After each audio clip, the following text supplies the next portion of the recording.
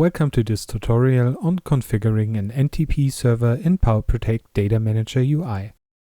If PowerProtect Data Manager is configured to use both IPv4 and IPv6, setting an NTP server and time zone is essential for accurate date and time information in reports.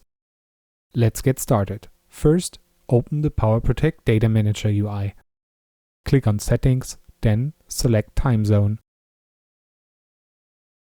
From the User Interface Time Zone list, choose the applicable time zone for the user interface. If a specific time zone is set here, it will override the web browser's time zone when displaying information. Next, from the Server Time Zone list, select the time zone used by PowerProtect Data Manager.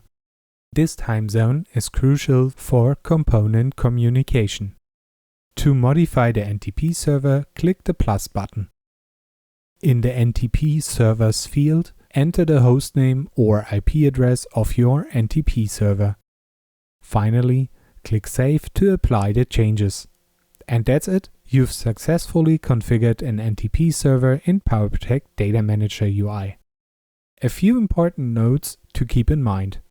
The PowerProtect Data Manager system is configured to use an NTP server to synchronize time across search engine nodes in a multi-node cluster. The system time is synchronized with the ESXi host system. Ensure the system time matches those of the systems it interfaces with to avoid compliance check failures. It is recommended that all systems use an NTP server.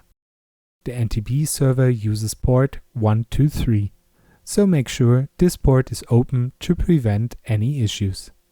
Thank you for watching.